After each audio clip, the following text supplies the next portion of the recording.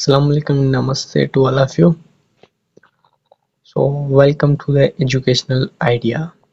As you are familiar with the name Educational Idea, this is my YouTube channel name, and I am the Guralal Mali. So, let's start with the topic. तो आज मैं आपके लिए बहुत ही अच्छा topic लेके आया हूँ, सो है वाटर, यानी कि पानी। You all are familiar with the name water. आप सबको पता है कि वाटर क्या है। और आज मैं इस वीडियो के अंदर आपको वाटर का इंट्रोडक्शन कराऊंगा और रोल ऑफ वाटर बताऊंगा एंड लास्ट में इसके बेनिफिट भी बताऊंगा। तो बने रहिएगा इस वीडियो के अंदर, इसके मत कीजिएगा। इसके सारे में फ़ायदे नुकसान सब मैं आपको बताऊंगा, ठीक है। So let's start. So as you know, our first is to introduction ये है कि किसी भी चीज़ का हम उसका तारीफ कराते हैं कि ये कौन सी चीज़ है, मतलब कहाँ से बिलोंग करती है, क्या चीज़ है, सारा सिस्टम।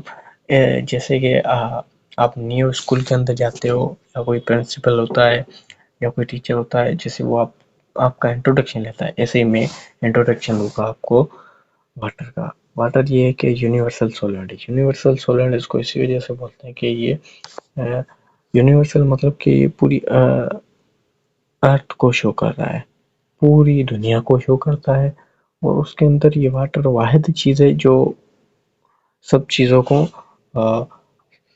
क्या बोलते हैं कि गल देती है, उसको डिसॉल्व कर देती है। इसी वजह से हम बोलते हैं कि ये यूनिवर्सल सॉलिड है। और उसके बाद मेड अप ऑफ H2O, इसका जो फार्मूला है वो H2 है, मतलब वाटर जो H2 है इसके अंदर, मतलब इसका यही है कि इसके अंदर दो मालिक्यूल है हाइड्रोजन के और एक मालिक्यूल है ऑक्सीजन का, ये दोनों मिलके वाटर बनाते हैं। और इसका परसेंटेज देखें टू द अर्थ के अंदर, अर्थ पे इसका परसेंटेज है 70%, मतलब कि 70% हमारी जो अर्थ है वो वाटर की बनी हुई है। और अगर हम इंडिविजुअली ह्यूमंस के अंदर बात करें तो चाइल्ड के अंदर इसका परसेंटेज जो होता है वो 70 to 75% बाय बॉडी वेट, मतलब कि उसका 3 हिस्सा, जो एक छोटा बच्चा है उसके अंदर जो 3 हिस्सा उसका है वो पानी का बना हुआ है। और बड़े के अंदर बात करें तो वो कम हो जाता है, 60% हो जाता है।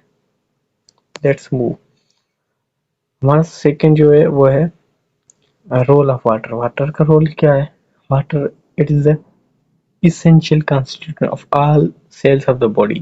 जैसे आप बायोलॉजी के स्टूडेंट को पता होगा कि सेल्स, चूंकि ये हमारी बॉडी का मेन काम करता है, मेन फंक्शन करता है और मेन चीज़ है हमारे सेल के लिए। जैसे एक इमारत के लिए उसकी ब्रिक्स या ब्रिक्स बोल रहे हम, वो मेन होती हैं, वैसे हमारी बॉडी के लिए सेल्स मेन होते हैं। तो उन सेल्स के लिए फिर क्या होता है कि ये वाटर इसेंशियल होता है उनके लिए।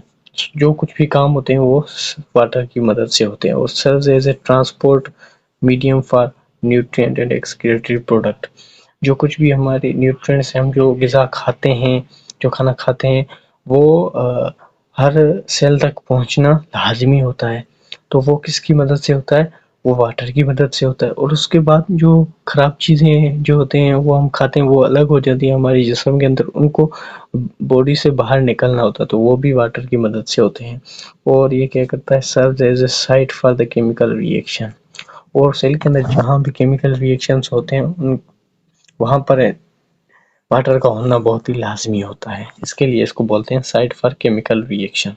और valuable solvent for electrolytes, enzyme, hormones and vitamins. जैसे कि हमने बोला कि ये यूनिवर्सल सॉल्वेंट है, तो ये इलेक्ट्रोलाइट्स, एंजाइम, हार्मोन्स, वाइटामिन्स की उनको भी उनके लिए वैल्यूएबल एक सॉल्वेंट है।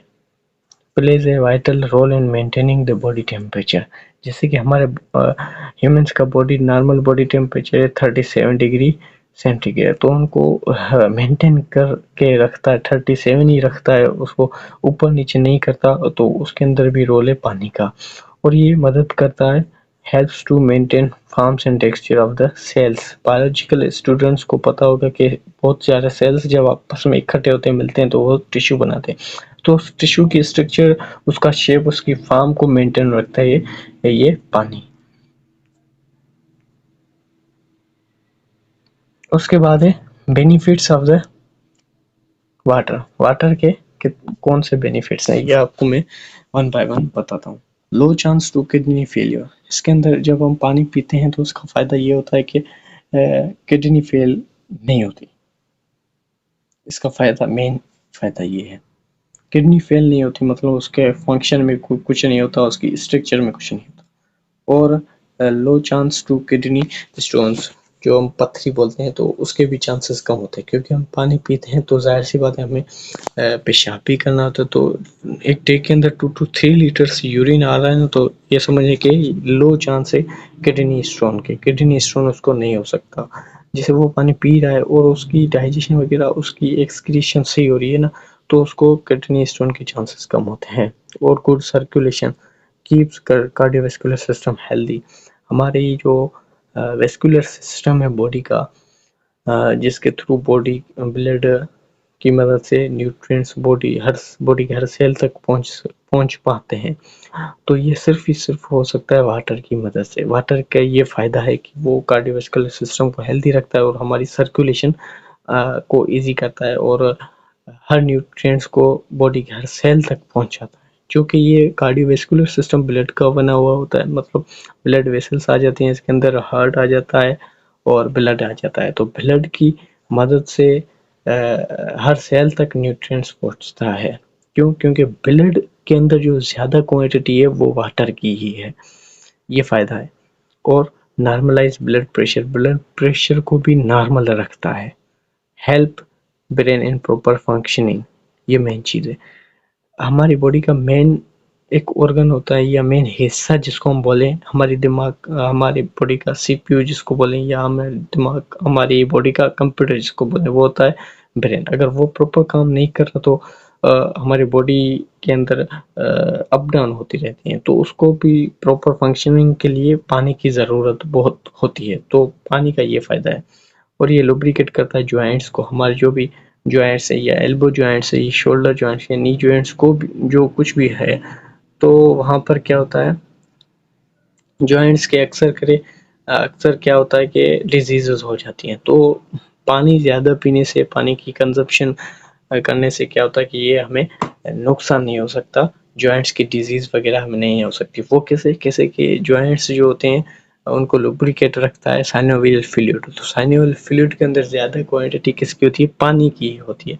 तो साइनोवियल फ्लूइड से होगा, उसके अंदर पानी होगा, फ्लूइड होगा जो पानी का बना हुआ है, तो वही जॉइंट्स को लुब्रिकेट रखेगा। अगर वो नहीं होगा तो जॉइंट्स लुब्रिकेट नहीं होंगी, जॉइंट्स की डिजीजेस होंगी। और lessening the burden on the kidney and liver by flushing out waste product. और किडनी के ऊपर जो बोझ होता है, लिवर के ऊपर जो बोझ होता है, उनको भी ये पानी कम कर देता है। कैसे कम कर देता है? जो हमारी चीज़ें, गंदी चीज़ें हम खाते हैं, या कुछ भी ऐसा पानी के साथ ऐसी कोई चीज़ पी लें हम, तो वो हमारे बॉडी के लिए बेनिफिशियल नहीं होती, सही नहीं होती, तो उनको एक्सक्रीट होना पड़ता है बॉडी के बाहर। वो होती है हमारी वेस्ट प्रोडक्ट को, उसको हमारी बॉडी से बाहर निकालने का काम होता है वाटर का। और गुड डाइजेशन, जब हम पानी की कंजम्पशन या पानी पीने का ये फ़ायदा है कि हमारी डाइजेशन अच्छी रहती है। इससे एक चीज़ मेरे ज़हन में आ रही है कि खाना खाने के बाद बोलते हैं कि पानी नहीं पीना चाहिए। वो मैं आपको बताता हूँ कैसे।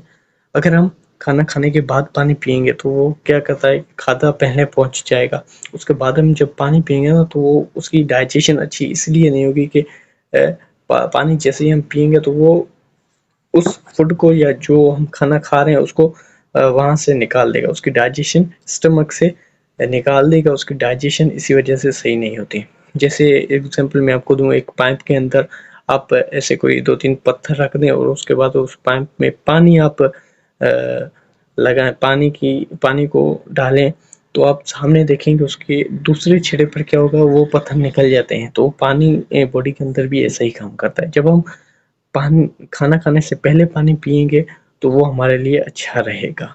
जैसे कि हम पानी पिएंगे तो वो क्या है कि एंजाइम भी सीक्रेट हो जाएंगे, हार्मोन्स भी रिलीज हो जाएंगे, तो वो स्टार्ट हो जाएंगे। उसके बाद हम जब खाना खाएंगे तो उसके बाद हमारी डाइजेशन भी सही होगी।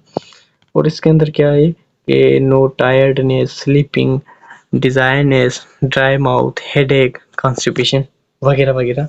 इन चीज़ों से हमें फ़ायदा ये होता है कि थकावट नहीं होती, आराम नहीं आता और सर दर्द नहीं होता और कब्जी जो बोलते हैं वो भी नहीं होती है।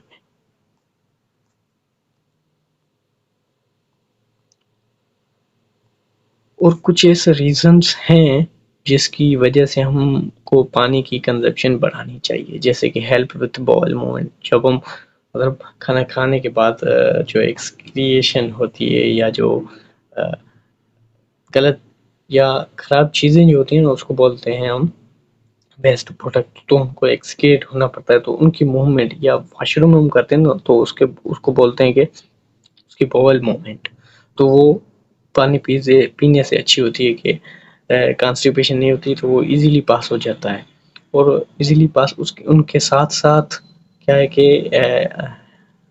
इंटेस्टाइन्स के अंदर जो भी टॉक्सिन्स वगैरह होते हैं, पैथोजेंस वगैरह जो होते हैं, तो वो पानी उसको भी साथ निकाल देता है बाहर। उसके अलावा स्टिमुलेट ग्रोथ ऑफ आरबीसीज।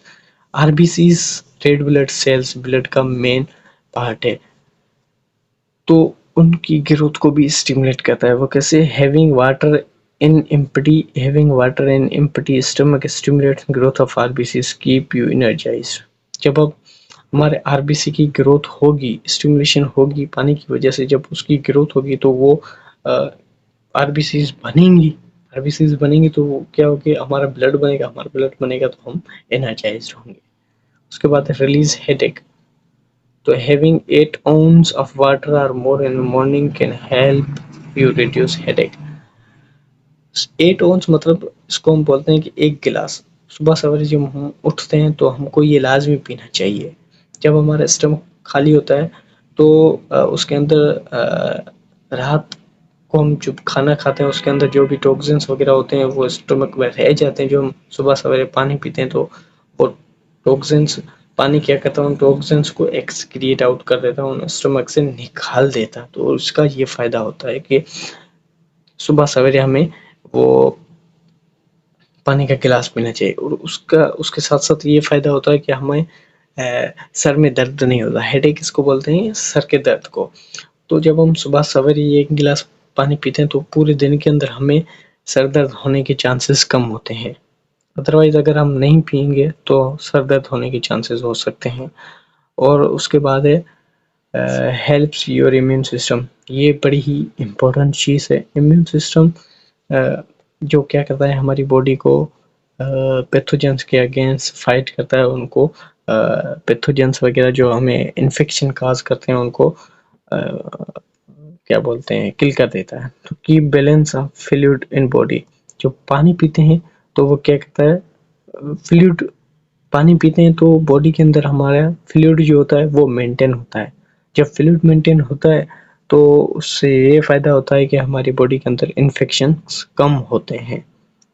और मॉर्निंग के अंदर मैंने जैसे आपको बताया हेल्थ स्ट्रेंथ, मॉर्निंग के अंदर जब हम एक गिलास पानी पीते हैं या 8 आउंस पानी पीते हैं या उससे ज़्यादा भी पीना चाहिए हमें, तो उससे क्या होता है जब हमारे इम्यून सिस्टम को भी वो स्ट्रेंथ कर देता है और भी मजबूत कर देता है और हमें बीमार होने के चांसेस कम होते हैं।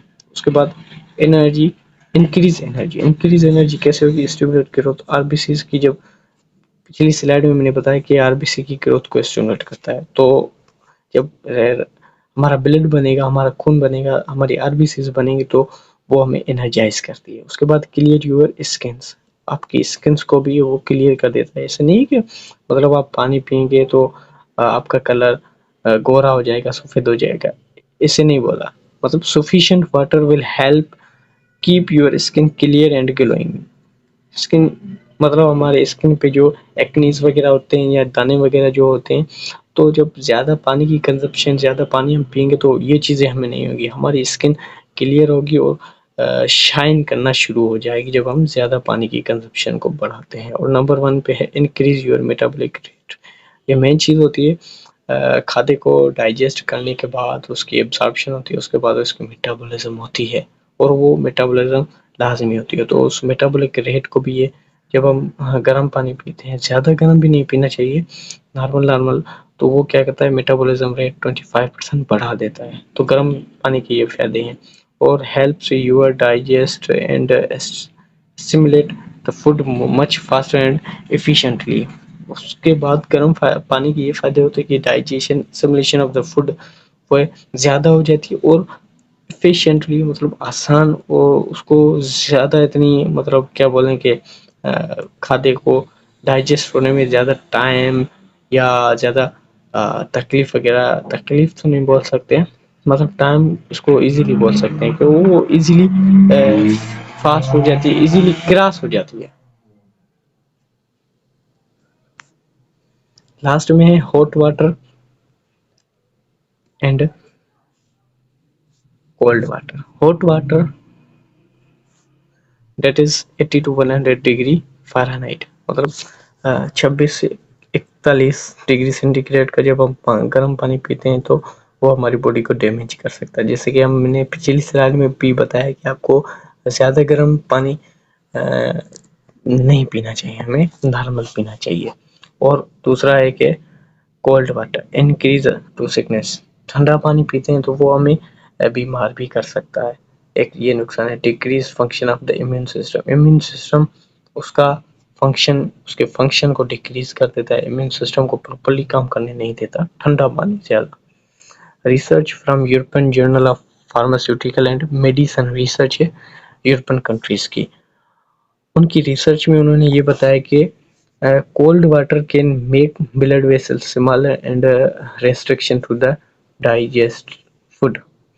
उसमें ये है कि उनकी रिसर्च वो ये बताते हैं कि ठंडा पानी हमें नहीं पीना चाहिए। ठंडा पानी के नुकसानात ये हैं कि वो ब्लड वेसल्स को स्मॉलर कर देता है, उसके अंदर कंस्ट्रक्शन हो जाती है। जब हम ये एग्जांपल है कि जब हमें विंटर की सीज़न आती है तो विंटर के अंदर क्या होता है कि हमारी ब्लड वेसल्स क्या हो जाती हैं, सुखड़ जाती हैं, वेसो कंस्ट्रक्शन हो जाती है उसके अंदर, ताकि बॉडी का टेम्परेचर मेंटेन रखना होता है। तो ये सही है कि ठंडा पानी पीने से वो ब्लड वेसल्स को क्या कर देता है, कंस्ट्रक्ट कर देता है, उसकी साइज कम हो जाती है। और उसके बाद उसके अलावा भी ये नुकसान है कि वो फूड की डाइजेशन इजीली नहीं हो सकती कोल्ड वाटर की मदद से।